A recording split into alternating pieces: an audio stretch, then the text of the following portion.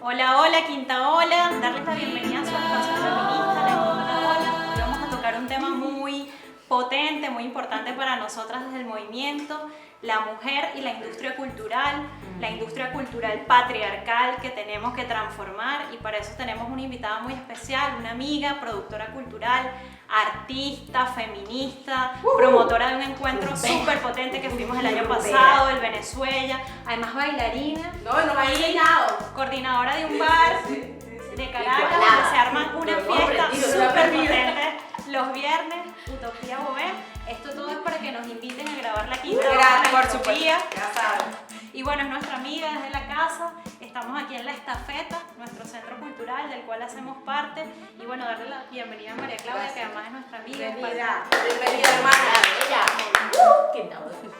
Y bueno, vamos a hablar, como les decía, de industria cultural. Cuando nos referimos a industria cultural, nos referimos a la industria cultural capitalista del entretenimiento, que bueno, que nos banaliza, nos cosifica, para el cual la producción artística y cultural es un negocio y por lo tanto las mujeres somos parte de ese negocio y se nos presenta constantemente, sobre todo como objeto sexual. Y bueno, queremos desnudar cómo es la imagen, cuáles son esas representaciones de la mujer en la industria cultural, y que al igual que la política, que la economía, que otras actividades donde nos cuesta doble o triplemente lograr reconocimiento, en el mundo del arte y de la producción cultural también nos cuesta mucho. Por eso hay una youtuber, no podemos profundizar, pero quiero recomendarles una youtuber feminista, les vamos a dar el link acá abajo, Azafá.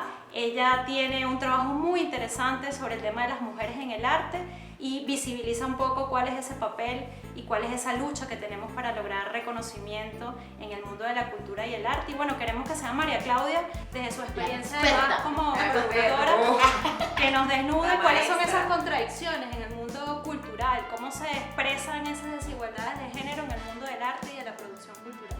Bienvenida. Gracias. Muy agradecida de que me hayan invitado a hablar de este tema que sin duda es fundamental en nuestra lucha desde los feminismos. Bueno, creo que eso, estamos ya en el 9º capítulo de La Quinta Ola, un aplauso, ¿verdad?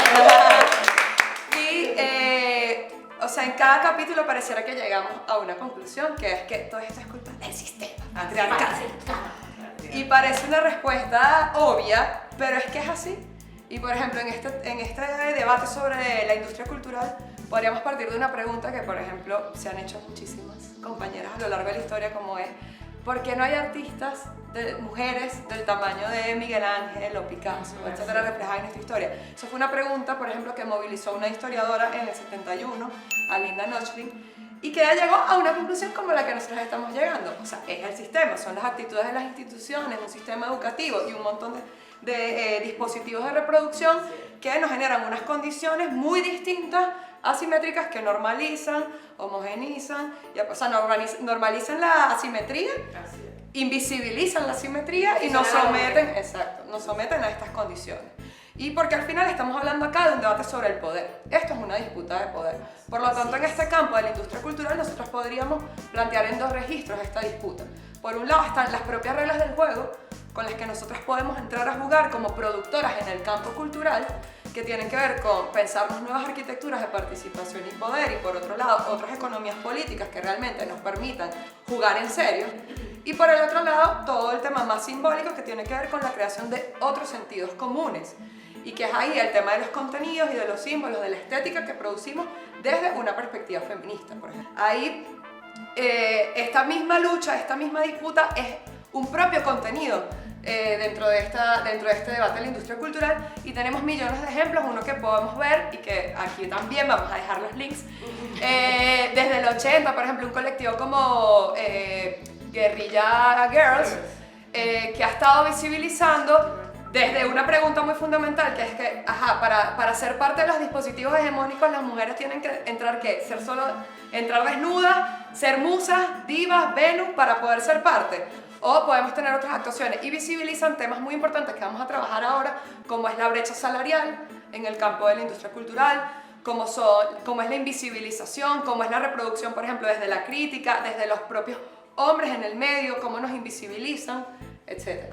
Además que la industria cultural es la principal reproductora de los roles y estereotipos de género que ya hemos conversado en este programa y que además tiene ese discurso dual y dicotómico propio del patriarcado, ¿no? Es la mujer objeto sexual, mercancía, al servicio de, puesta como una imagen, o puesta más bien al servicio de los otros, y es la mujer ama de casa, abnegada, madre, esposa, víctima, sacrificada, la reina de... Y ahí nosotros hemos siempre planteado el tema de la violencia simbólica, cómo los medios, cómo la industria cultural lo que hace entonces es reproducir esos roles y estereotipos, como lo simbólico que se transmite de allí finalmente es un modelo de sociedad que se pretende reproducir y que naturaliza violencia simbólica, y que produce y que es una forma de violencia concreta. En el caso nuestro, por ejemplo, es icónico el caso del Miss Venezuela, en esa cultura de masas que, bueno, que nos ha puesto como un ideal a perseguir, que, bueno, que finalmente genera un conjunto de condiciones, bueno, de insatisfacciones, de frustraciones en las mujeres, porque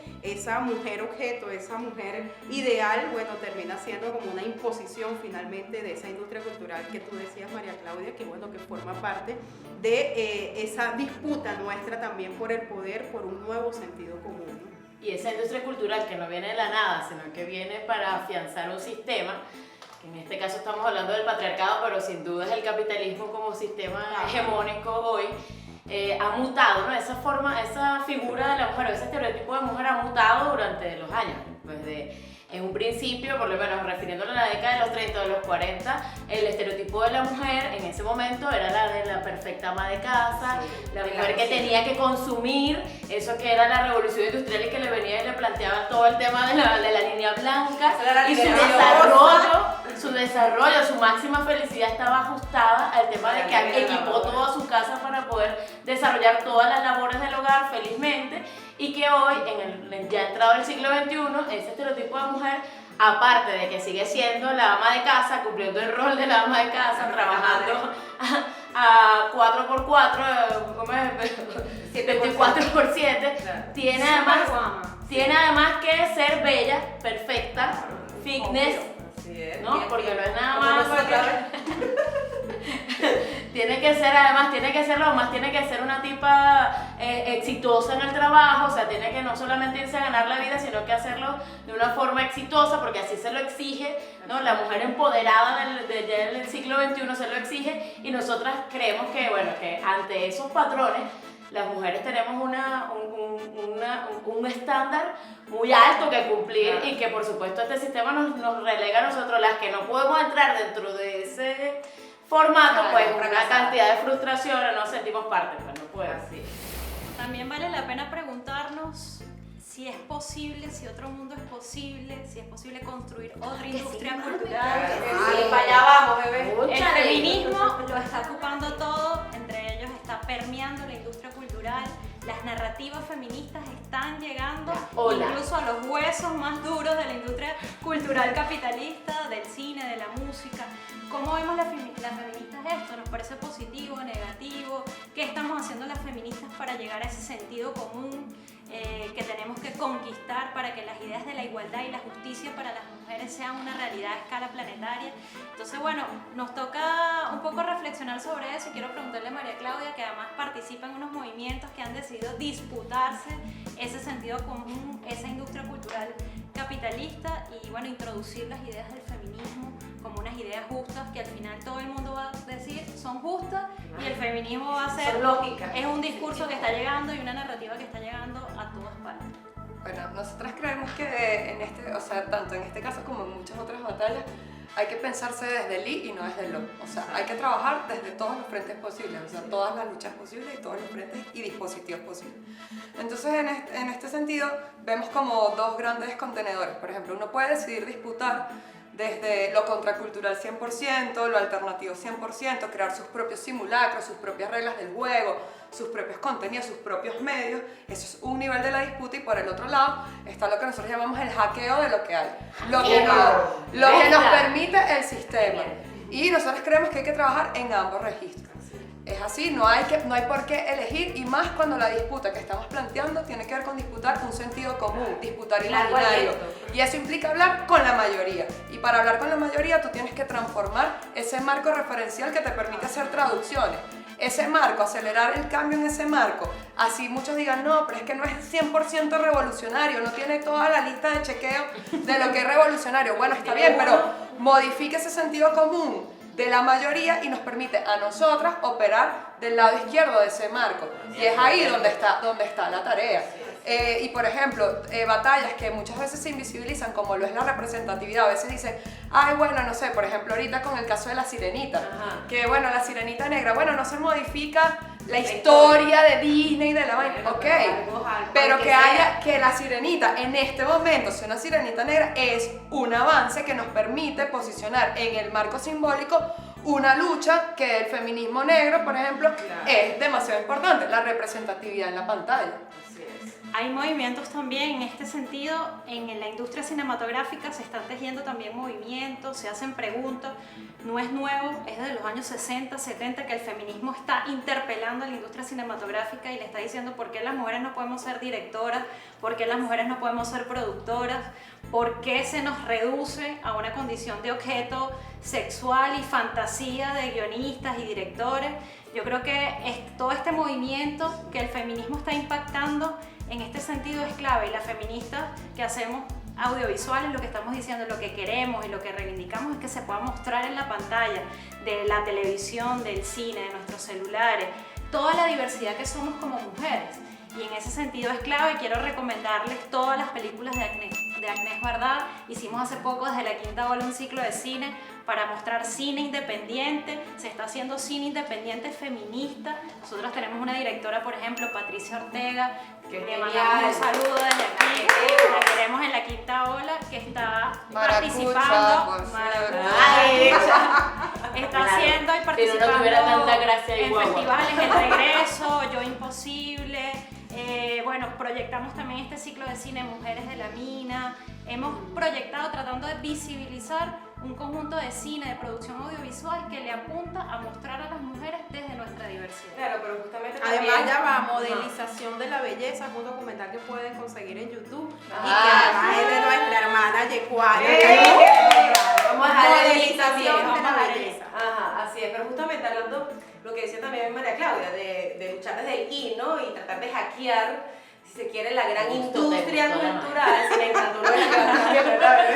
Pero justamente porque más allá del contenido propio, feminista y alternativo que estamos construyendo, que es necesario sin duda alguna, también en el monstruo de la industria cultural hollywoodense, por ejemplo, es muy importante también causar ciertas luchas. Por ejemplo, está el movimiento muy interesante Me Too, que también es Yo También aquí en América Latina o en los países hispanohablantes, que es una lucha que empezó en el año 2017, sigue hoy en día, en el año 2018 fue catalogado como uno de los movimientos más contundentes a nivel mundial y que ha visibilizado unas cosas interesantísimas, ¿no? Porque visibiliza en particular el acoso y la violencia sexual, pero también ha visibilizado otras cosas como las desigualdades salariales y otras luchas que tenemos también en la industria cultural, pero tiene ciertos logros y hay que reconocer que ha tenido ciertos logros. Lo primero es visibilizar la violencia hacia las mujeres en una industria tan mercantilizada como la industria cinematográfica, pero además de eso también nos posiciona sobre el yo te creo, hermana, ¿no? O sea, empezar a creerle a las mujeres, porque se ha demostrado, mira cómo nos ponemos, mira cómo nos ponemos en Argentina.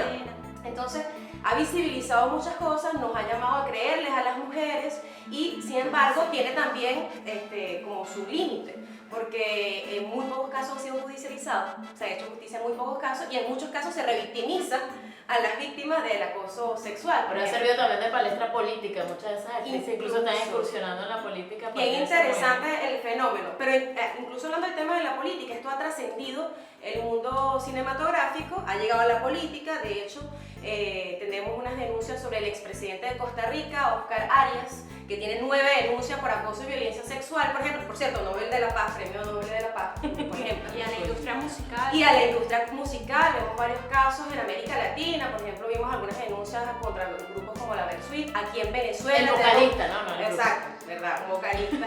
Pero tenemos aquí en Venezuela, por ejemplo, el rapero que se llama... Rey Bélico. ¿Cómo se llama?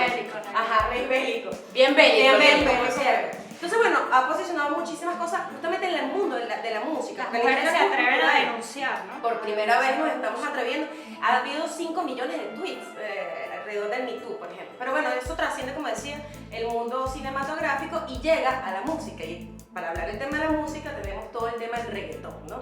Que empezamos a hablar del reggaetón, bueno, las letras del reggaetón cosifica a la mujer, la hipersexualiza, pero es solamente el reggaetón, o sea, ahí tenemos como un rollo con el reggaetón, la feminista, ¿tú qué dices? puede Porque tú perrear y cantas ser en el feminista, mundo de la es música verdad. también. Ajá. Puede perrear y Claro. ser feminista.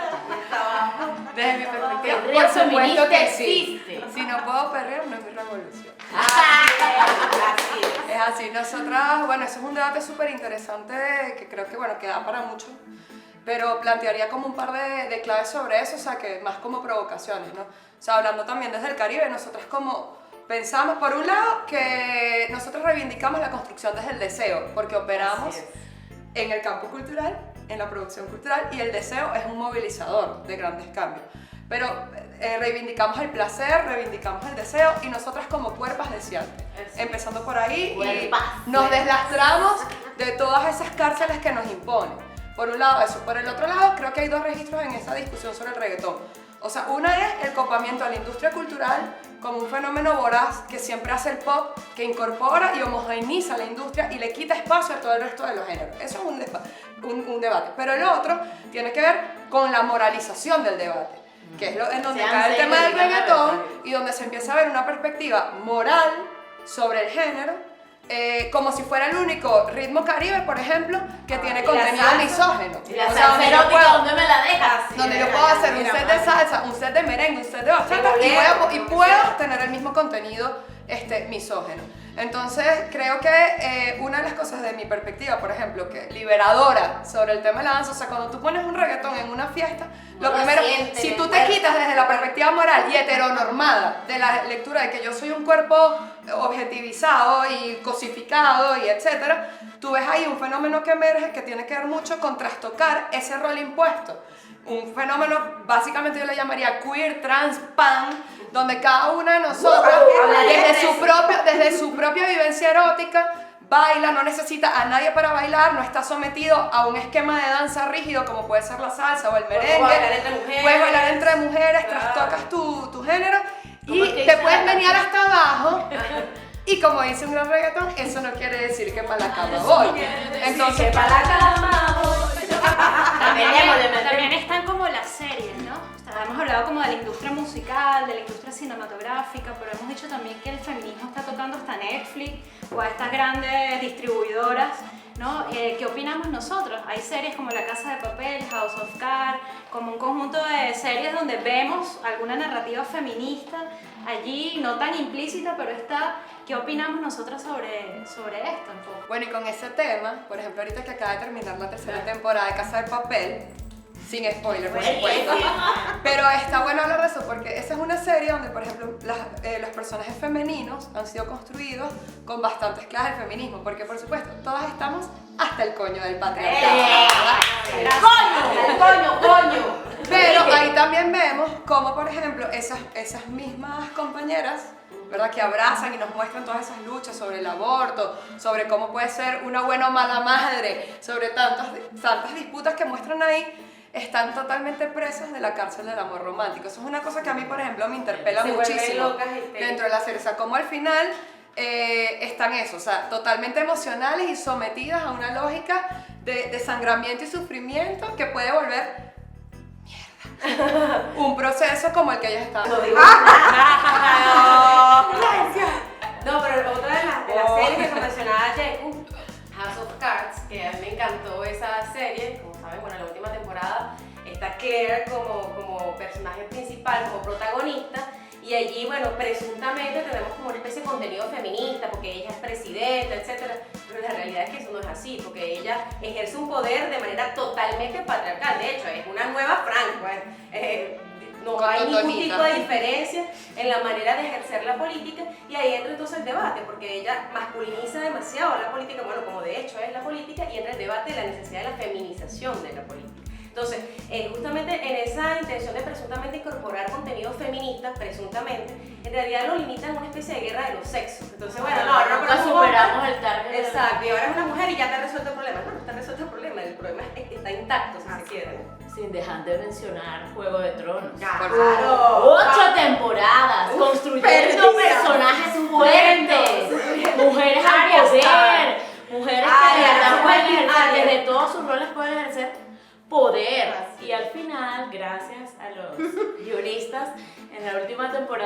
cierre, entonces esto todo se cayó.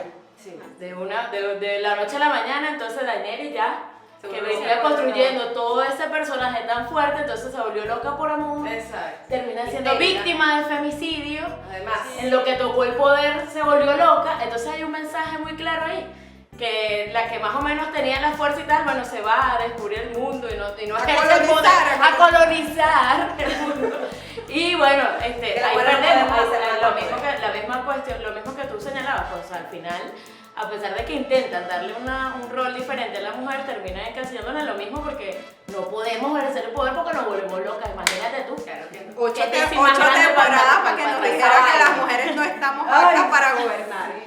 Y al final creo que ahí está como la conclusión de todo este tema, ¿no? Como el feminismo lo que persigue es una transformación estructural y allí la disputa por ese nuevo sentido común pasa necesariamente por un elemento de fondo que es hacer una revolución cultural y por eso nosotras desde este espacio que aspiramos profundizar en otros momentos queremos invitarles a que en la página web de La Quinta Ola busquen dentro de la mediateca recomendaciones de mujeres que no solamente son consumidoras sino que están produciendo contenido, documentales, películas, música que pueden revisar a través de nuestra página para efectivamente Artículos. hacer una batalla que no solamente nos ponga en un escenario en el que el capitalismo además ha logrado asumir distintas luchas y digamos canalizarlas y contenerlas, Homogeneizar. sino que sea una lucha Volverlas- efectivamente capaz de transformar de fondo ese sistema con esa revolución cultural. Diseñadoras, programadoras, artistas, músicas, todas las que se juntaron en el Venezuela y todas las que existen,